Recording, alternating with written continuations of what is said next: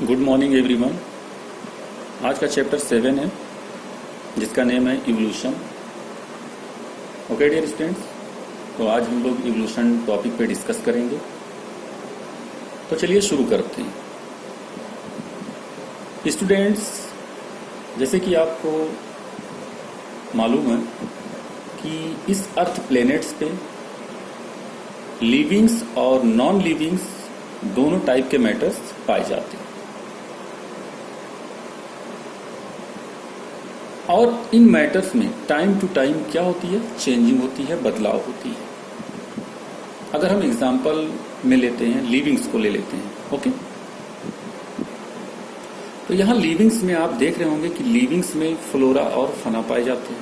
Okay dear students, flora means plant और fauna means animal. तो जो लिविंग्स मैटर होते हैं डियर स्टूडेंट्स, उनका बर्थ होता है, फिर उनमें ग्रोथ होता है और ग्रोथ होने के बाद फिर अल्टीमेटली वो डाई हो जाते हैं, मीन्स वो अल्टीमेटली उनकी डेथ हो जाती है डियर स्टूडेंट्स। लेकिन जो लिविंग्स होते हैं उनका मेन मोटो क्या होता है? उनका मेन मोटो होता है successful feeding and successful breeding. Okay,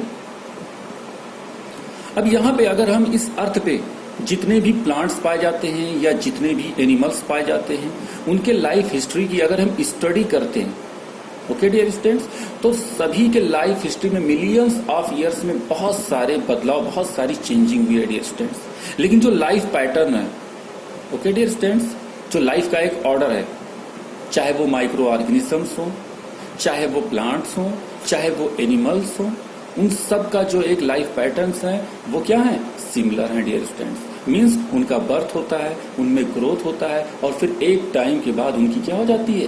death हो जाती है डियर स्टूडेंट्स। इसी तरह डियर स्टूडेंट्स, अगर हम नॉन लिविंग मटेरियल्स के लाइफ हिस्ट्री की स्टडी करते हैं तो उनमें भी टाइम टू टाइम बहुत सारे क्या होती है? चेंजिंग होती है। ओके, जैसे बहुत सारे प्लेनेट्स हैं, उसके बाद में बहुत सारे स्टार्स हैं जिनमें मिलियंस ऑफ ईयर्स में क्या हुए हैं? बहुत सारे बदलाव हुए हैं डियर स्टूडेंट्स। तो चाहे लिविंग्स हों और चाहे नॉन लिविंग्स हों डियर स्टूडेंट्स, दोनों में बदलाव होते रहते हैं डियर स्टूडेंट्स।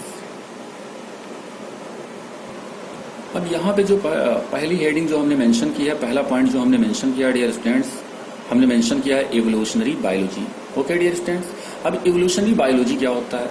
इस अर्थ प्लेनेट पे जो लाइफ फॉर्म है उसकी स्टडी करना ही क्या कहलाता है? इवोल्यूशनरी बायोलॉजी कहलाता है। अब लाइफ फॉर्म का मतलब क्या होता है? लाइफ फॉर्म का मतलब होता है बायोडाइवर्सिटी, यानी बहुत सारे टाइप के जो है वो एनिमल्स भी पाए जाते हैं, बहुत टाइप्स के क्या हैं? प्लांट्स भी पाए जाते हैं। ओके डियर स्टूडेंट्स, तो बायोडाइवर्सिटी जो है वो आपने 11th क्लास में स्टडी की हो।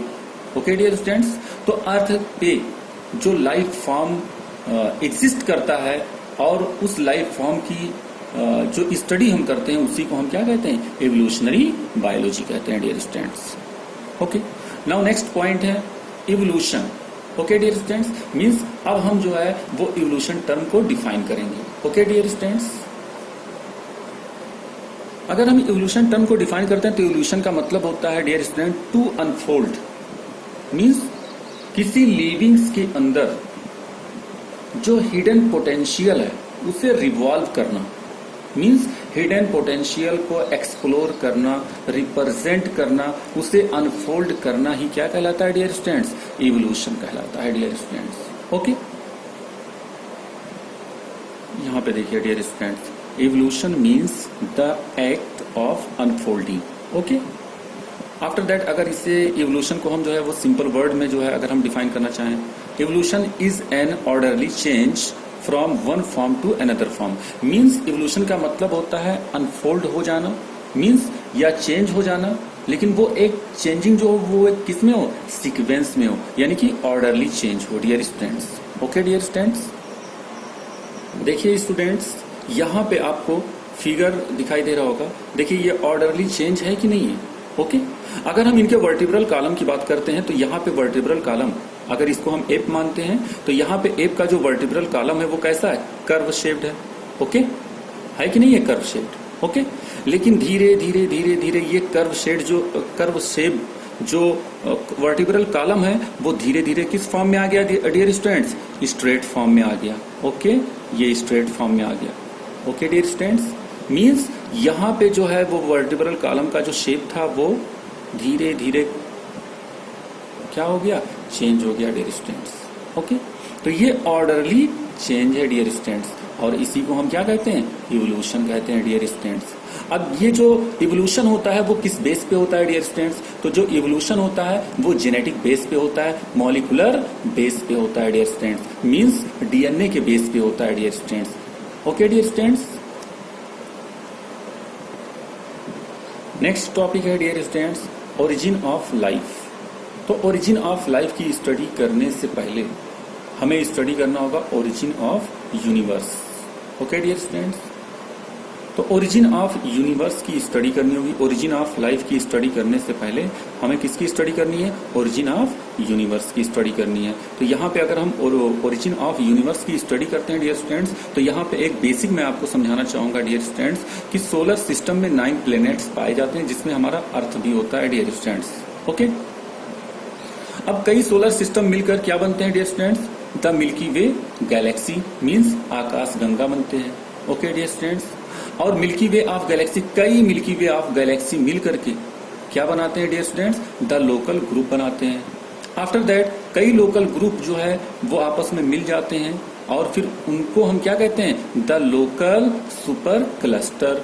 अब ये जो द लोकल सुपर क्लस्टर है, ओके, ये एक डिस्कवरी हुई है सरस्वती सुपर क्लस्टर की डिस्कवरी हुई है डियर स्टूडेंट्स, और एक है लेनिया किया।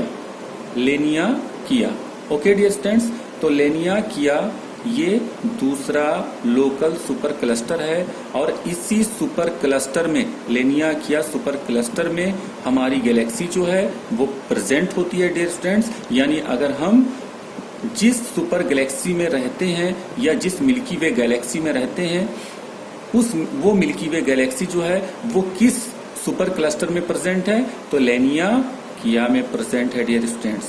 ओके, अब यहाँ पे हम बात करते हैं सोलर सिस्टम की। तो डियर स्टूडेंट्स, आपको मालूम है कि सोलर सिस्टम जो होते हैं इनमें बहुत सारे प्लेनेट होते हैं, और यहाँ पे जो है वो 9 प्लेनेट पाए जाते हैं सोलर सिस्टम में। और ये 9 प्लेनेट्स कौन कौन से हैं, मरकरी है, वेनस है, अर्थ है, मार्स है, जुपिटर है, सेटर्न है, यूरेनस है, नेपच्यून है और प्लूटो है डियर स्टूडेंट्स। अब इस सोलर सिस्टम में जो प्लेनेट होते हैं, इस प्लेनेट के अपने क्या होते हैं डियर स्टूडेंट्स, इस प्लेनेट के अपने जो है वो कुछ सैटेलाइट होते हैं dear students.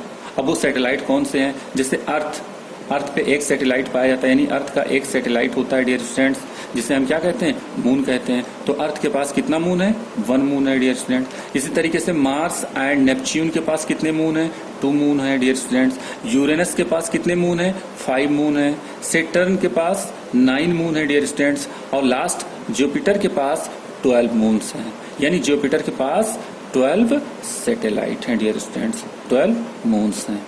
Okay, after that अब हम बात करते हैं कि यूनिवर्स का जो ओरिजिन हुआ है वो कितने साल पहले हुआ है। तो 20 बिलियन ईयर्स एगो यूनिवर्स की ओरिजिन हुई है डियर स्टूडेंट्स, और अर्थ का जो फॉर्मेशन हुआ है या अर्थ का जो इवोल्यूशन हुआ है या जो सोलर सिस्टम बने हैं वो 4.5 बिलियन ईयर्स एगो।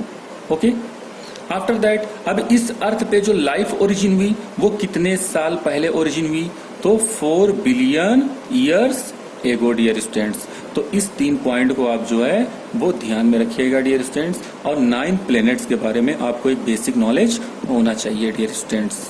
ओके, अब उसके बाद में ये जो 9 प्लैनेट्स हैं इनके अपने कौन कौन से सैटेलाइट हैं, कितने सैटेलाइट हैं, यहाँ पे हमने मेंशन किया है, ये भी आपको आना चाहिए डियर स्टूडेंट्स। ओके, तो डियर स्टूडेंट्स अब इसके बाद में ओरिजिन ऑफ यूनिवर्स की हम स्टडी करेंगे। तो ओरिजिन ऑफ यूनिवर्स में जो most of the acceptable theory है वो कौन सा है, बिग बैंग थ्योरी है।